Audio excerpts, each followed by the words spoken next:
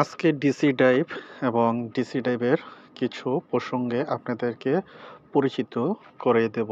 তো ইতিমধ্যে আপনারা দেখতে পাচ্ছেন সামনে এটি হচ্ছে রিঅ্যাক্টর ও বাম পাশে পজিটিভ এবং নেগেটিভ মোটরের জন্য এবং আরেকটি কানেক্টরের ফিল্ড।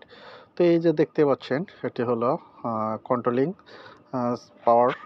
তো এখান থেকে কন্ট্রোলিং করা হয়েছে। তো এখন আমি আপনাদেরকে বাকি অংশ দেখিয়ে দিচ্ছি। এটি হচ্ছে ম্যাগনেটিক কন্ট্যাক্ট। তো ম্যাগনেটিক কন্ট্যাক্টের উপরে বেকারের পরিবর্তে এটা হচ্ছে আইসোলেটর ফিউজ দিয়ে এটি করা হয়েছে।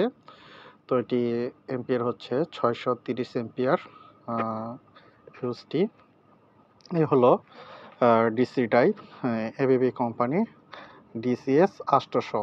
তো আমি এই ড্রাইভটি আপনাদেরকে খুলে ভিতরে কি আছে তা বলে দেব এবং পরিচয় করে দেব।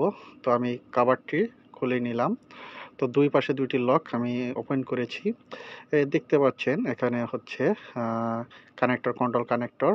অপর পাশে এটা হলো ফিল্ডের পরে দুই পাশে দুটি যে দেখতে পাচ্ছেন সাদা, সেটি হলো মোটরের আর্মেচারের পাওয়ার, একটি পজিটিভ আর একটি নেগেটিভ। মাঝখানের তিনটি যে কালোটি এটি দেখতে পাচ্ছেন, এটি হলো 3 ফেজ। তো ইনপুট দেওয়া হয়েছে। তো এই কভারটি হচ্ছে পুরো অংশটা কন্ট্রোলিং। তো এই পার্টটি খুলতে হবে, খুলে ভিতরে কি আছে তা আপনাদেরকে দেখানোর চেষ্টা করব। তো এর উপরে দুটি কুলিং ফ্যান। তো ড্রাইভটি যখন হিটিং হবে, তো হিটিং হওয়ার পর এটাকে কুলিং করতে হবে, সেই কুলিং সিস্টেম এটি। আর এখানে প্রত্যেকটি কানেক্টরের নাম্বার দেওয়া হয়েছে, এই কানেক্টর নাম্বারটি। তো এই পাশে দেখতে পাচ্ছেন 4 কোণা 4টি লক। তো আমি একটি স্ক্রু খুলে নিয়েছি, আপনারা দেখতে পেরেছেন।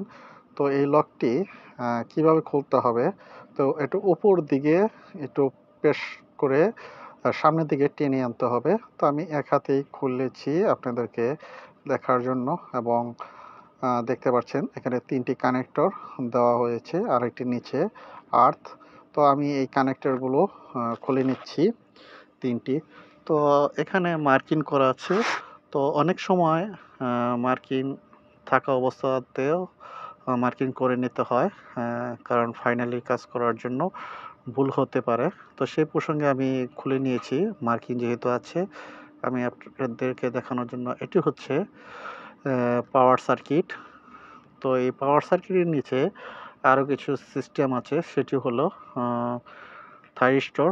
তো আমি দেখাচ্ছি থাইরিস্টর থেকে এখানে কানেকশন হয়েছে 3টি এসি এবং 2টি ডিসি আউটপুট, ইনপুট এবং আউটপুট। আর পাশেরটি হলো একটি লোয়ার ফ্যানের জন্য উপরে যেটি দেখতে পাচ্ছেন সেটি কানেকশন।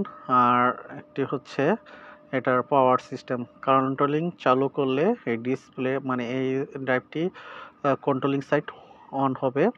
তো এই থাইরিস্টর দেখতে পাচ্ছেন এর ভিতরে হিটসিংয়ের উপরে লাগানো আছে।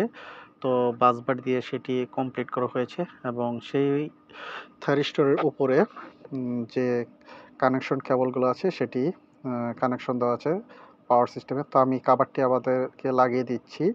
তো এভাবেই লাগাতে হবে বা খুলতে হবে, খুলে আপনারা করতে পারবেন। আমি ডিসপ্লেটি লাগিয়ে দিচ্ছি। তো এটি কিভাবে কাজ করতে হবে, তো আপনাদেরকে সেটি দেখতে হবে। তো কন্ট্রোলিং করার সময়, তো এই যে কভারটির ব্যাক সাইডে আপনার কন্ট্রোলিংয়ের কানেকশন লেখা আছে, এই যে যেটি। তো এখানে X3, X4, X5, X6, X7 দেওয়া আছে। X7-তে আছে ডিও, আর X6-এ দেওয়া আছে ডিআই, মানে ডিজিটাল ইনপুট ডিজিটাল আউটপুট। আর X5-এ